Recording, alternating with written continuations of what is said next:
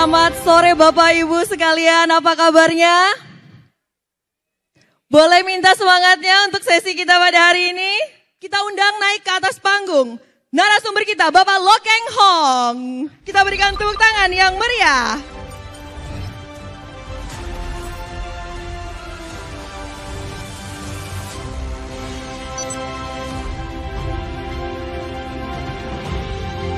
Dan kita panggilkan juga narasumber kita, Head of Research OCBC Sekuritas Indonesia, Bapak Budi Rustanto.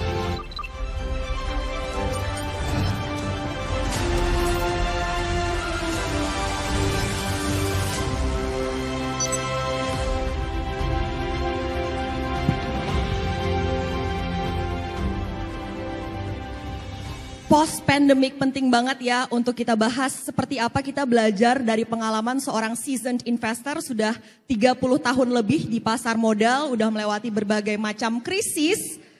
Kita generasi angkatan, kalau saya angkatan corona ya Pak ya, pastinya bisa belajar banyak dari seorang Loh Keng Hong. Saya ingin tahu dari pengalaman Pak Loh Keng Hong 30 tahun lebih ya Pak ya berinvestasi di pasar saham, melewati berkali-kali krisis. Tapi keluar dari krisis sebagai pemenang. Sebenarnya apa sih Pak prinsip Pak Loh Keng Hong dalam berinvestasi?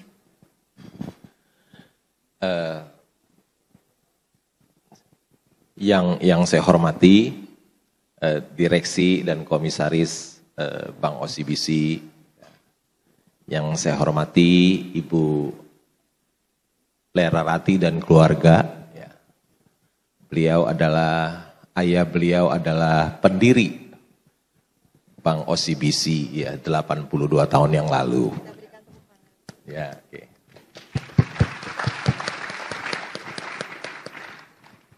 Yang saya hormati Bapak Ibu, selamat sore, salam sejahtera bagi kita semua. Pertama-tama saya mau berterima kasih kepada OCBC dan Kata Data yang sudah mengundang saya untuk membagikan pengalaman berinvestasi. Tadi Bu Alin bilang saya sudah 30 tahun lebih, 34 tahun sudah melewati banyak sekali krisis ya. Sepertinya kalau tidak salah ingat tahun 90 sampai 92 itu ada tight money policy dari Pak JP Sumarlin ya. Uang ketat dan tentu saja saham-saham saya pada turun, pada rugi ya. Tapi untung tight money itu akhirnya dibuka tahun 93 dan saya keluar sebagai pemenang.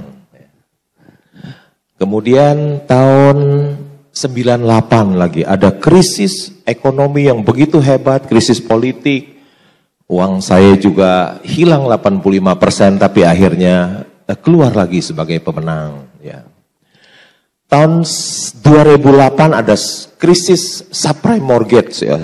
Juga IHSG turun banyak, tapi saya tetap survive. Ketika 3 tahun yang lalu ada COVID juga krisis, IHSG kita turun sampai 3.900, juga saya bisa keluar sebagai pemenang juga. Kenapa saya bisa melewati krisis itu? Karena saya tidak punya hutang. Saya tidak punya hutang.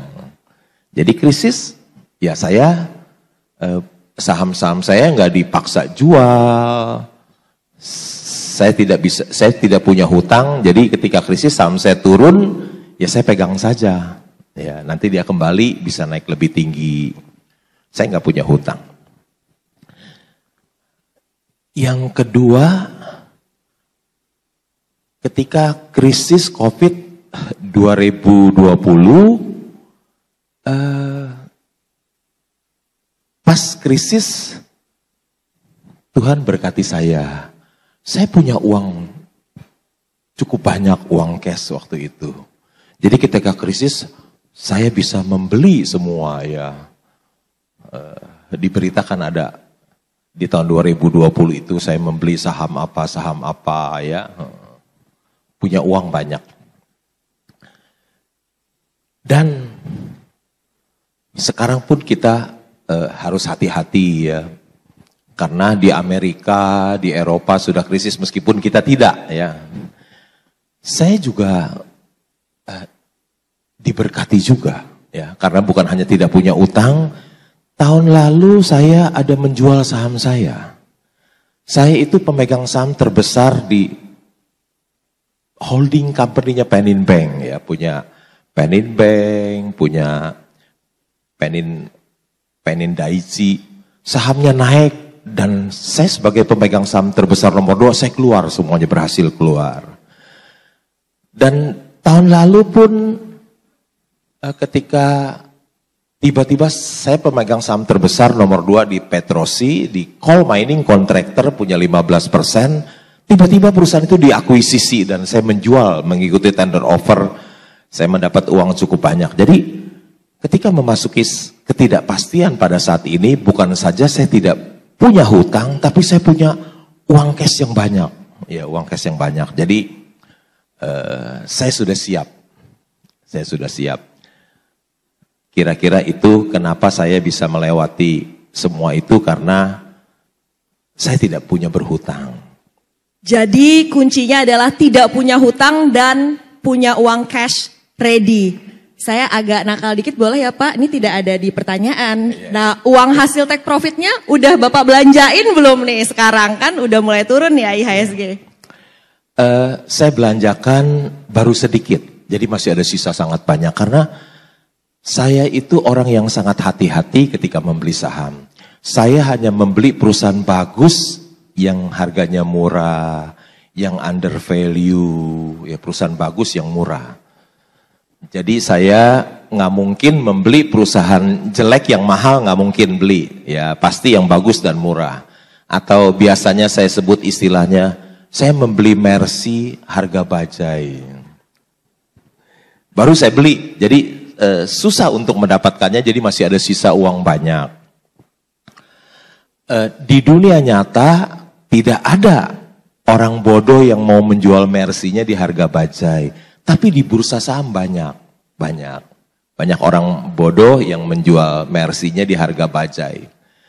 Jadi saya pelan-pelan membeli, jadi masih punya uang sisa banyak. Wah, belum dibelanjain semua ya.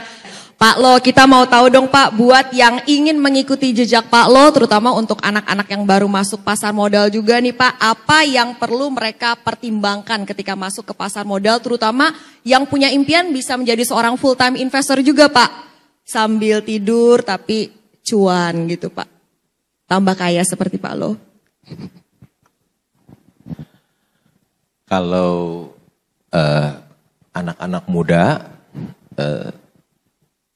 tentu tidak bisa melakukan hal yang sama terhadap saya. Bisa, tapi mungkin nggak banyak. Karena untuk menjadi seorang yang tiap hari santai, tidak mau bekerja keras seperti saya itu, harus punya uang yang banyak dulu. Aduh,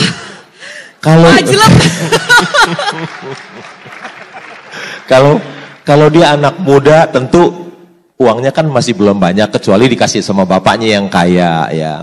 Kalau anak muda yang uangnya nggak seberapa, ya nggak bisa beli saham terus nggak mau kerja, kan nanti uangnya itu habis tergerus oleh biaya hidup. Jadi kalau seorang muda tentu dia harus kerja keras dulu cari uang, ya cari uang sampai udah cari uang harus hidup hemat dan sederhana supaya ada sisa uang banyak. Nah setelah sisa uang banyak, uangnya itu dibelikan saham. Ya, tapi dia tetap harus kerja. Kecuali kalau dia sudah uangnya banyak sekali, boleh beli saham terus bersantai-santai seperti itu. Saya juga dulu kan kerja 17 tahun di bank. Jadi bukan setelah berhasil menjadi seorang investor dapat uang banyak, saya berhenti kerja tahun 1976 sampai sekarang saya hidup santai. Sudah 27 tahun ya saya WFH, work from home 27 tahun di rumah. CFH ya Pak, cuan from home. Cuan from itu istilah dari Alin baru, kalau saya baru 27 tahun work from home, bekerja di rumah. Jadi baru bisa bersantai-santai. Kalau uangnya udah banyak, kita boleh bersantai. Kenapa? Karena kita punya saham di Wonderful Company. Wonderful Company itu dia yang menjadi mesin pencetak uang buat kita. Udah cuannya besar, tiap tahun dia bertumbuh. Jadi growing rich with the growing company. Jadi meskipun saya tidur, saya santai-santai karena saya punya Wonderful Company, saham Wonderful Company, hasilnya bisa jauh lebih besar daripada orang yang kerja keras. Jadi Bapak santai menikmati hasil kinerja dari emitennya ya Pak ya? Saya santai karena saya punya saham di Wonderful Company. Termasuk Wonderful Company yang ini nih ya Pak ya? Hah? Ini juga termasuk Wonderful Company, OCBC. Boleh kita berikan tepuk tangan untuk OCBC NISP ya. Jadi kuncinya bekerja dulu sampai punya modalnya, lalu kita mencari Wonderful Company. Pak Lo, gimana sih Pak caranya menemukan Wonderful Company Mercy Harga Bajai versi Pak Lo Keng Hong? Apa yang Bapak lihat? Kalau saya biasanya pakai metode yang sederhana saja, very simple ya. Enggak pakai hitungan EV EBITDA, enggak pakai berhitung pakai discounted cash flow, sederhana aja, pakai price earning ratio, pakai price to book. Very simple. Cukup pendidikannya tamatan SD saja, ya cukup. Karena hanya diperlukan tambah, bagi, kurang, kali, dan prosentase. Ya, very simple. Tapi yang simple ini sebetulnya sempurna. Ya. Simple is perfect. Mengapa orang pakai metode yang sulit-sulit? Karena kalau nggak pakai yang sulit, dia nggak dibayar mahal nanti. Jadi pakai bayar mahal. Yang simple aja kata Pak Lo. Yang simple justru yang sempurna. Kenapa orang pakai metode yang sulit-sulit?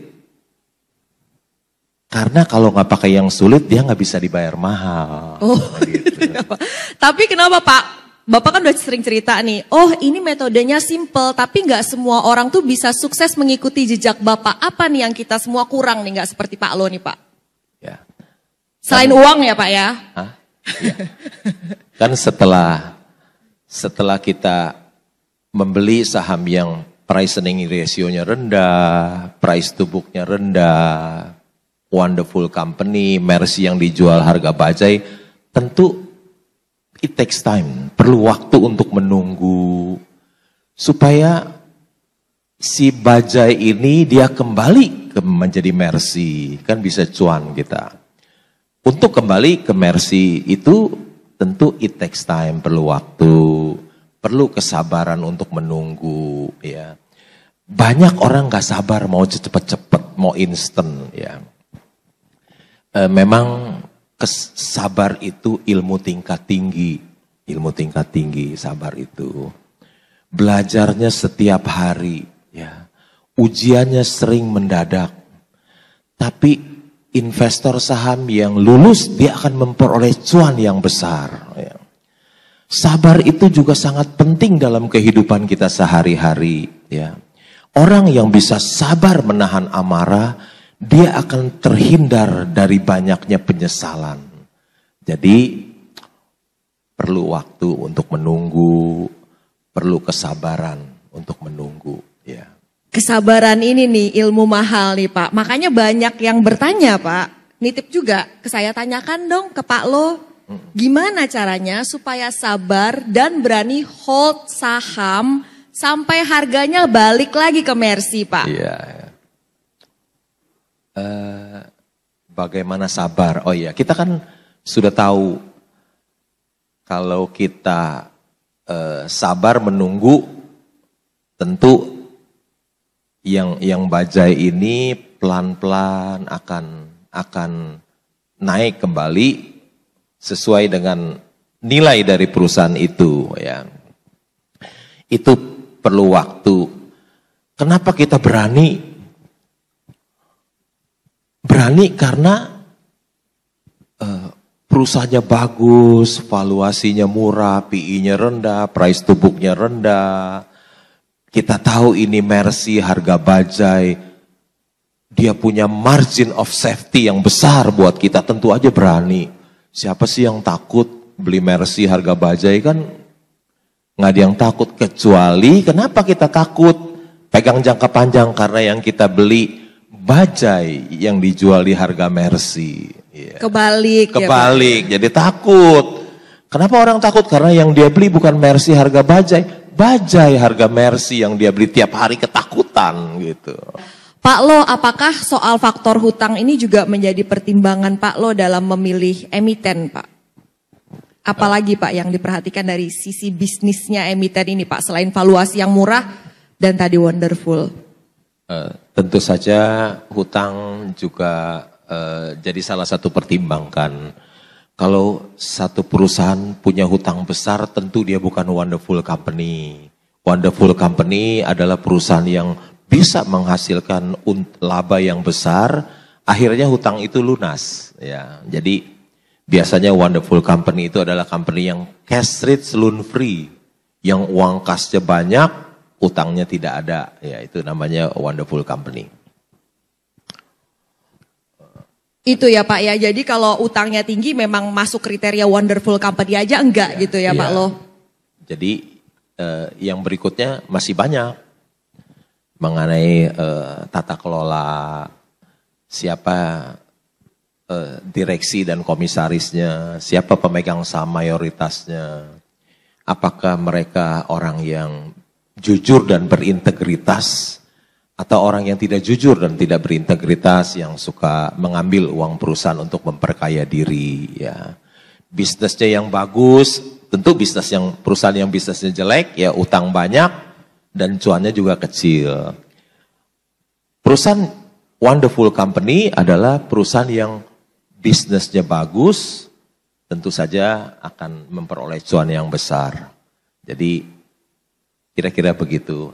Tata kelola perusahaan dilihat juga, bukan sekedar hutang saja, tapi bisnisnya juga dilihat. Karena bisnis yang jelek kan nggak bisa menghasilkan untung yang besar. Tapi kalau bisnis yang bagus, baru bisa menghasilkan cuan yang besar. Baik. Gitu. Pak Lo, tadi kan Pak Budi bilang yang cukup prospektif bisa diperhatikan adalah saham-saham komoditas terkait dengan nikel ataupun juga emas. Pak Lo sendiri kalau saya baca-baca itu banyaknya tertarik dengan saham-saham komoditas dan juga keuangan ya Pak ya, finansial. Nah kalau untuk situasi saat ini Bapak melihat ada sektor apa nih yang menarik kalau untuk Pak Lo? Saya paling suka dengan sektor komoditas ya. Tapi bukan yang disebut oleh Pak Budi ya.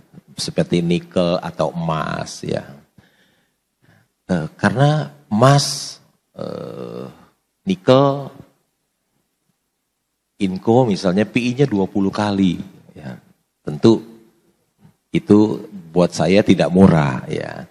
Jadi saya lebih suka misalnya yang tadi Pak Budi bilang sektor yang jelek, batu bara, justru itu yang saya suka karena PI-nya one time, satu kali, ya saya suka.